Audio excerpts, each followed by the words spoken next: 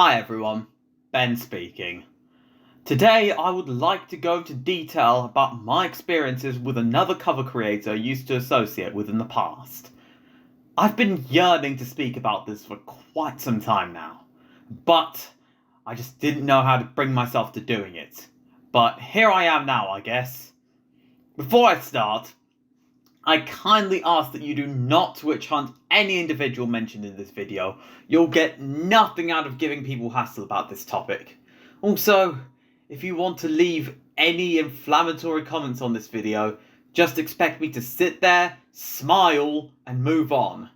If your comments end up disappearing, it's because my mother has access to my account, and she will not hesitate to delete any unkind comments. But what I do want to be held responsible for is my list of wrongdoings. I apologise in advance if I had used derogatory language amongst other things in the past, and I apologise for saying that I was going to do a bunch of nasty stuff if people weren't going to respect my wishes. I was extremely unhinged back then, and I've been trying my absolute hardest to progress past this. The reason why you saw me erupting back in February-April time of last year is because around that time I had some complications going on with an abusive family member of mine, and I was already stressed enough as it was, and I had enough pressure as it was, and I wasn't being myself because I was deeply disturbed. And this feud with Francis caused me to lose it immensely, and as a result, I took my frustrations out on the wrong people. It was really immature of me, and I acknowledge how I've wronged many. I apologise that I've behaved horribly, but it doesn't take anything from the fact that some people have wronged me as well, and some of them keep actively doing it in the present, even though it's been nearly a year. Okay, now with the main part of the video. Sometime in February of 2022, I met Francis in Axcord. He just randomly DM'd me about an old cover I made of Screwed, a now removed song from Versus Dave and Bambi, using Ron and Maggie. Looking back, I kind of find it pretty ironic that the first message he sent me was of how Maggie's breasts are smaller in the F&F mod than they are in They Call Them Cakes drawings. Pretty ironic he prides himself on not wanting any porn of his OCs, yet he can recognise the drawings of an artist who draws a lot of spicy artwork. Mind you, this is back from when I did my work in the Oceanarchy developer team. I told Francis all about OCA and I invited him onto the dev team.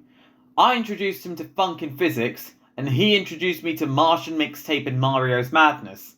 Every time I had dealings with my abusive family member, I would always just sit in the bathroom and just log on to Discord to speak to him to vent my frustrations, because back then he seemed to me to be a very humble and laid back guy. However, I couldn't trust Francis with my feelings as he doesn't like hearing other people's vents. In the subsequent months, Francis started dropping game on another cover artist, Champion Knight X. I don't exactly remember when he started, but my best guess for when he started flirting with her was May of 2022. Looking back, at the time, he had not that much platform to his name, whereas Champ was already in cover chord. Perhaps he only did this because he thought that he could boost his platform via his associations with Champ, due to the number of times Francis admitted that he wouldn't be where he is now if it weren't for her. But I can't be too sure, so take this with a pinch of salt. Now, the more he interacted with Champ and other cover chorders, the more obsessed he was to join them in cover chord. He was always so adamant that he will be the next to join the server, despite every cover chorder telling him not to get his hopes up.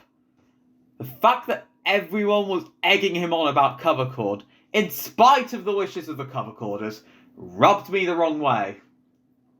I tried to confront him time to time about dropping this whole idea, and granted, the way I conveyed the information to him was not the best, and in hindsight I should not have intervened. But I thought we were just chatting in between us, and I could speak my mind with him. Francis was so goddamn insistent and hostile towards me about this. He was always convinced that he'll be the next to enter cover chord, in spite of their wishes. What really triggered him is when me and Francis got into another heated argument about cover chord, and then he went and threw me under the bus to everyone else. Granted, the way I spoke there was immature, but Francis could have just solved it in DMs with me rather than escalating it this way. In the period of time between February and April, Francis was trying to turn people against me, and I started to feel lonelier and lonelier to the point I just collapsed mentally and just lashed out at everyone. As I said before, this coincided with some troubles I had with an abusive family member, but Francis and his group of flying monkeys didn't care. They disrespected my boundaries by pushing me further and further. No matter how many times I asked if they could stop, they just kept pushing me further and further to the point I just lost it and did stuff that I normally wouldn't do or say. From what I heard, Francis had no consideration. He kept expecting me to respect others' boundaries, but he never respected mine. He swiftly released a cruel exposure document about me on April 10th, which made all of my hot-blooded actions out to be in cold blood, as if I always acted like this. At the end, he rallied up others by encouraging them to block me, ultimately sealing my fate. Now, let me tell you what happened past this point. Given I don't have any other social life, and no one to share my art and videos with in real life, the next few weeks were definitely rough. I succumbed to a deep depression for the next few months, with occasional intrusive thoughts and anxiety attacks every now and then. The worst part is that sometimes the intrusive thoughts and anxiety attacks happened at school.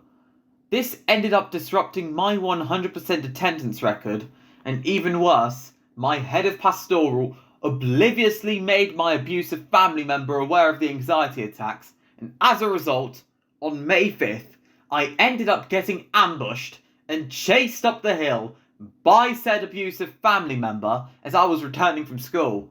What's worse is that said abusive family member managed to gain access to the document that Francis shared publicly, and therefore he decided to send it for my school to read, and I almost got in trouble.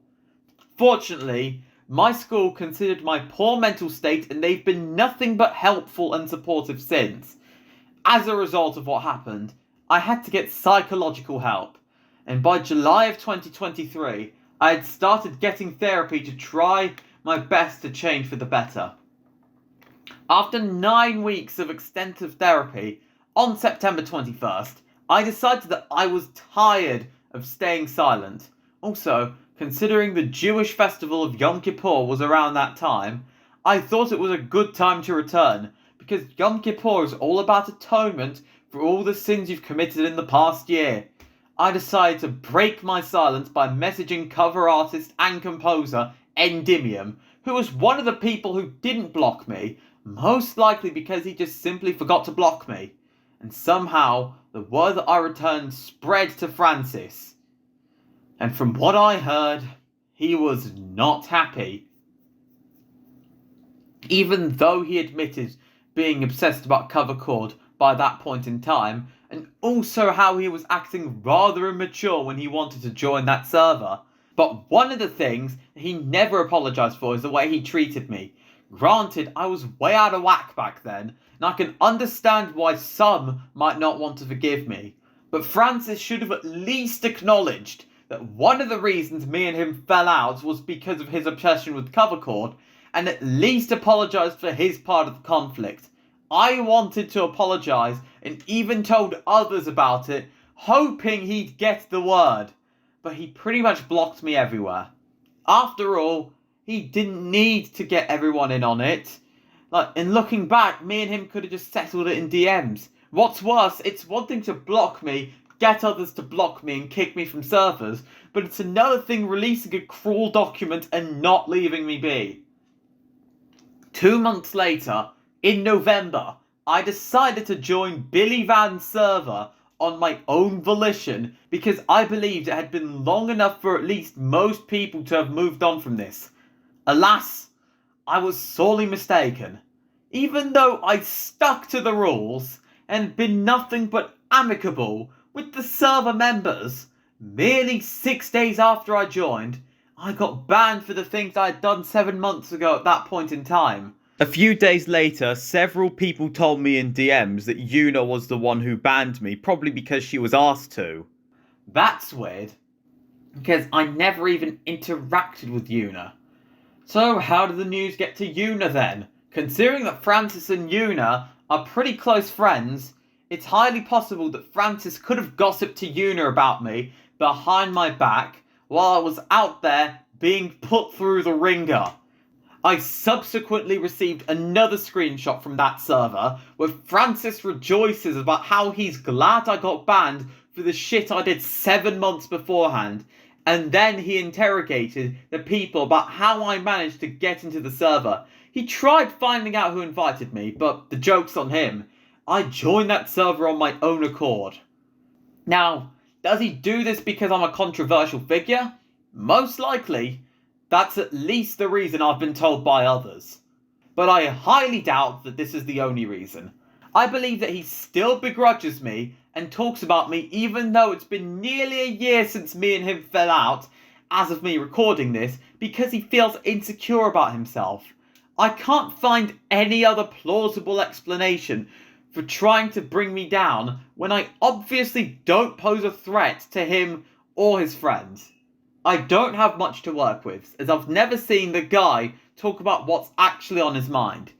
Don't worry, sometimes I have that same problem, but from what I can infer, I presume that he derives joy from turning people against me, as it helps fill the void inside him, as it makes him feel powerful. Even though I've pretty much left the guy alone, and respected anyone who chose not to interact with me because of my past behaviour. From my experience, only people who would feel dissatisfied with their lives keep holding on to a grudge for this long. Before I end the video, given that I'm Jewish, there's a phrase from the Torah that really reminds me of Francis's current behaviour. The phrase is Eved ki yemloch, which roughly translates to a slave when he becomes king. It means when a person of low status seems humble at first, but as he climbs the social ranks, he eventually gets so consumed in the pride and honour he's been receiving that eventually he starts to abuse his newfound power. What I'm saying is that Francis possibly treats me like this, not only for my past actions, but also because he knows he can, and that he enjoys being able to influence people against me. I came back after long months of soul searching and therapy, which made me understand how horrible I was, and promised myself to never speak to people like that again. And I don't believe I'm saying this, but even criminals get a chance in life to move past their transgressions once they've served their time and paid their dues. Obviously, Francis doesn't believe I deserve a chance to show everyone I've changed, and as much as I like to be nice, I can't sit quietly and let him hunt me down wherever I go. If he had just left me alone, I wouldn't have made this video. And the funny part is, even he admitted that people are capable of change many times. Why should it be any different for me? Anyways, that's all I wanted to say on the subject. I wish you all the best. Stay safe, and goodbye.